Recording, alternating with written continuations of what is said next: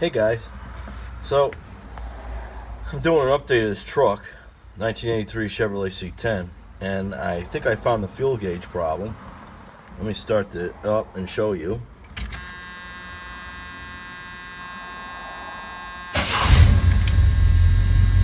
So, my fuel gauge is acting wacky because, look what happens when I tap it.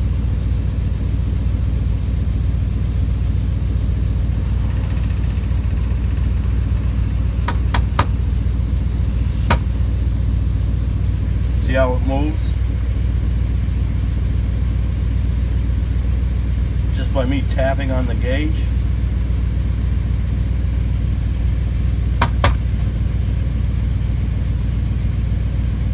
Well, it seems to be that there's a short. So, when I remove the gauge,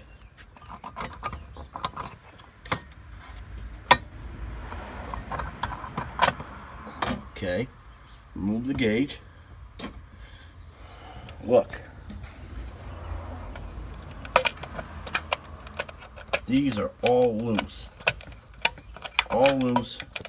and not making a good connection. They're like almost ready to fall out. So unfortunately, I'm gonna have to pull this whole cluster to fix that, but it shouldn't be a big deal. And another update, I fixed the factory temp gauge. All it was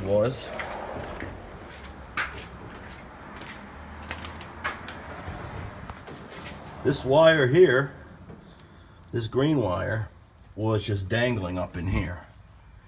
And they had, the guy I bought it from, they had an aftermarket Summit temp gauge that ran through the firewall. So I'm like, well, what does this dangling wire go to? So I looked in the manual, the repair manual, and it showed temperature sensor wire was green.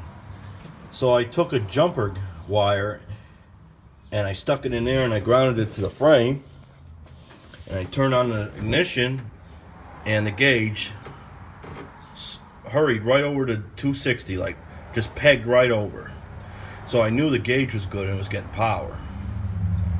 So I just went to the local Napa and I picked up a temperature switch for like 13 bucks, stuck it in there, put on the original switch, original green wire, and now the gauge is working.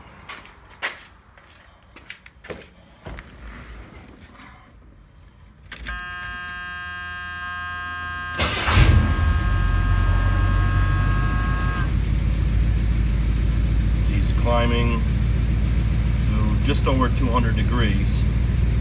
It's I did change the thermostat too. It's 192 degree thermostat, so it usually hovers around there, 205, 210 at the most.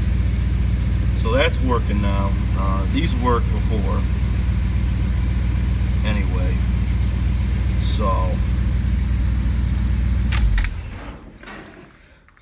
they had I showed this in the last video. They had the aftermarket gauge.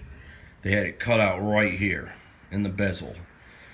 And to get this bezel off, I literally had to destroy this gauge because I couldn't get it through.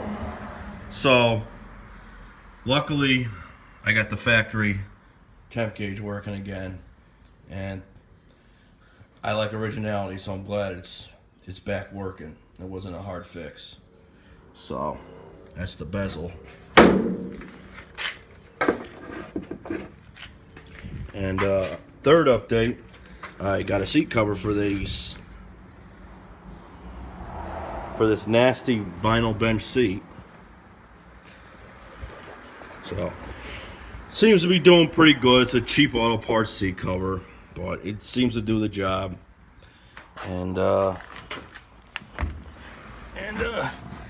I'm also gonna have to pull off this vinyl dash because I got a new radio speakers coming from LMC Truck.